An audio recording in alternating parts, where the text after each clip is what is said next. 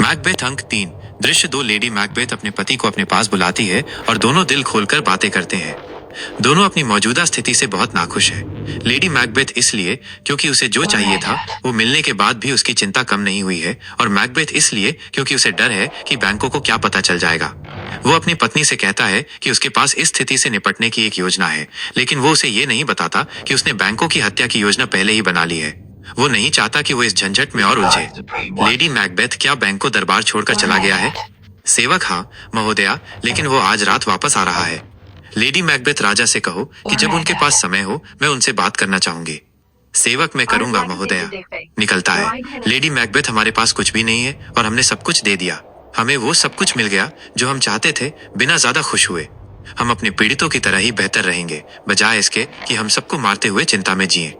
Macbeth का प्रवेश: क्या बात है महाराज, आप सिर्फ अपने दुख भरे विचारों के साथ अकेले क्यों रह रहे हैं? ये दुख भरे विचार उस व्यक्ति के साथ ही मर जाने चाहिए थे जिसके बारे में आप सोच रहे हैं। जिन चीजों को हम ठीक नहीं कर सकते उन्हें भूल जाना चाहिए। जो हो गया सो हो गया। मैकबेथ: हमने सांप को घायल तो किया है पर उसे मारा नहीं है। वो हमें फिर से ठीक कर सकता है और हमें फिर से डरा सकता है, और हम पहले की तरह उसके नुकीले दांतों से खतरे में रहेंगे। लेकिन ब्रह्मांड टूट सकता है और स्वर्ग और पृथ्वी दोनों को कष्ट हो सकता है, इससे पहले कि मैं डर के मारे अपना खाना खाऊं और इन बुरे सपनों के अभिशाप में सो जाऊं। उन लोगों की तरह मर जाना बेहतर है जिन्हें हमने अपनी मन की शांति के लिए मार डाला, बजाय इसके कि चिंता से अंतहीन यातना में जिया जाए।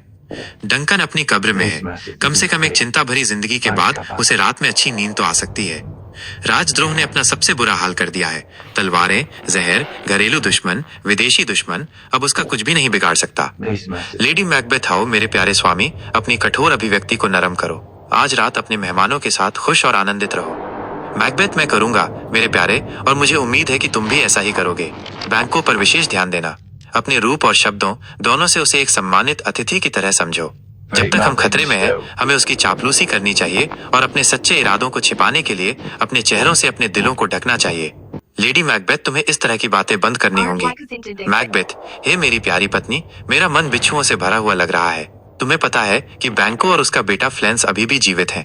लेडी मैकबेथ: लेकिन वे हमेशा के लिए जीवित नहीं रहेंगे। मैकबेथ: ये एक सुकून देने वाली बात है कि वे कमजोर हैं। तो चलो खुश रहें। इससे पहले कि चमगादड़ उड़ जाए और भृंग रात की देवी के लिए घंटी बजाए, एक भयानक अपराध हो जाएगा। लेडी मैकबेथ: क्या होगा? मैकबेथ: इस सबसे अनजान रहो जब तक कि तुम जो हो चुका है उसका जश्न न मना सको मेरे प्यारे। आओ, रात और कोमल हृदय वाले दिन की आंखों पर पट्टी बांध दो। अपने धूर्त और अपराधी हाथ से बैंकों की जिंदगी को तहस नहस कर दो, ताकि मैं चिंता से पीला न पड़ूं।